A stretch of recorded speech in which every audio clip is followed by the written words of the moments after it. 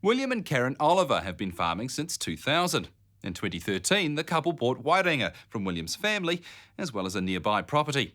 In 2012, William had attended a Rabobank Global Farmers Masterclass held in Holland. It inspired him to introduce a formal structure for his farm business. While William and Karen have overall control, they recently hired Sam Rogers as Wairinga's farm manager and have taken the unusual step of appointing an independent director, consultant Rob McNabb.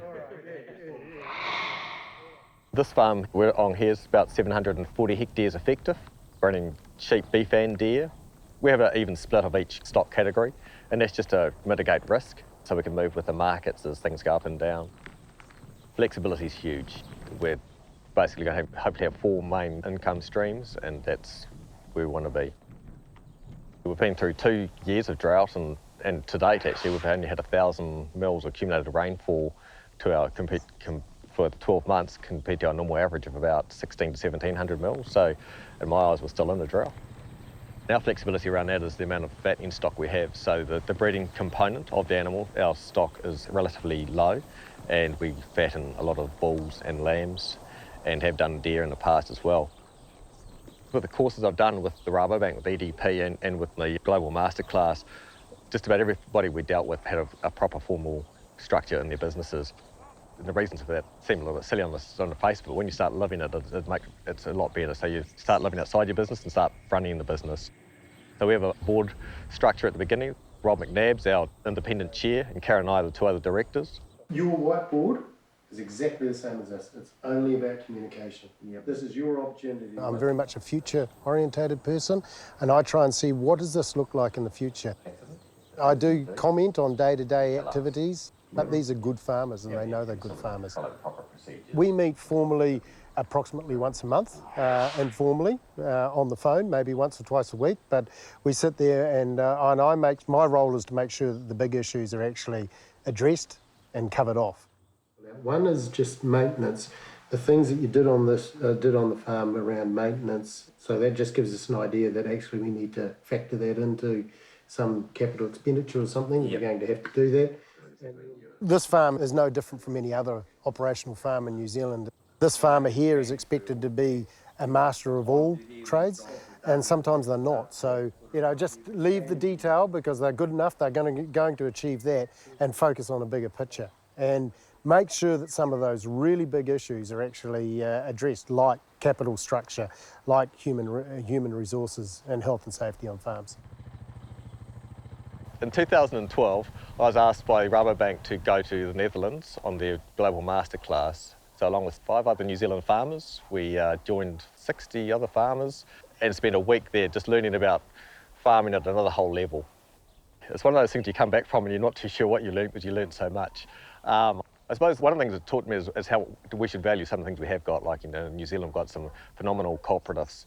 Running your business in terms of structures and stuff like that, and understanding how to run a good business structure, and to make sure that you're making decisions to take into account of all the different risks and angles that you need to when you're making a decision. Succession, making sure that you've got fair, transparent systems that the children can understand, and yourself as well. It gave us a real feel about what the consumer wants and understanding where that we've got to deliver what they want, and what we perceive that what we should give them is really irrelevant. The bull beef is where we've been able to make the biggest margins, and obviously they're better converters of feed, so that's where we've been able to make the better money. And on this particular farm, that's worked well for us. So these are our ewe hoggets. So we've just started making our hoggets recently, and that's part of what we're doing here with this Plantain, because it provides a forage where we can grow our hoggets and get a successful lambing percentage at the same time. We have a maternal flock on this farm. All the other ewe hoggets are sent to the other farm where we have a terminal sire policy. All the lambs, we have been doing contracts where we can with Silver Fern Farms. That's been successful for us. All the ram lambs are sold off mum as quickly as we can.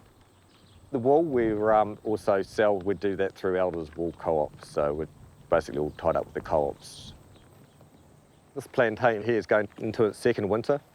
As I mentioned before, in a part of the Beef and Lamb Presentation Farm program, And this is the area here, is actually a trial area, and all these sheep here have EID tags and are monitored on and off in terms of their weight gain, and how many get pregnant, etc. The plantains proved to be very good for us in terms of animal performance. We've got a huge animal performance gains out of it, especially with sheep when they're lactating, and fattening the lambs in the early part of the summer. Velveting is something we're just slowly moving into a little bit more in the last 2 or 3 years, and mainly with the GFC, the price coming off in Germany, and this just is mitigates a little bit of risk in terms of value. Traditionally, this farm has been all about fattening of venison. We did have a herd here where it was just basically running terminal size. In the last 4 or 5 years, we've moved now to basically having our own maternal herd. And the idea is just for early finishing stags, basically to try and finish things as quickly as possible into the spring, so we can fulfil spring contracts, because that's where the money is really. And the venison industry is very interesting, because we do have a number of different people that we can sell to. They all have a place, I think, in terms of New Zealand, I think, to fulfil different markets. I mean, we have the niche marketers that are getting into the smaller markets like Sainsbury's, etc., and doing a really good job.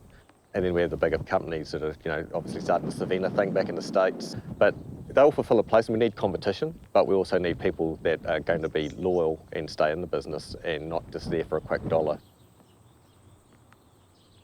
We need to get away from the protein commodity position.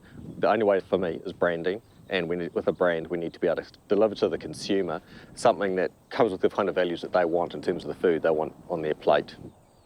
I think we have to take those positions, because the consumer is always right. If we don't listen to what our consumers want, we're not going to extract, full value.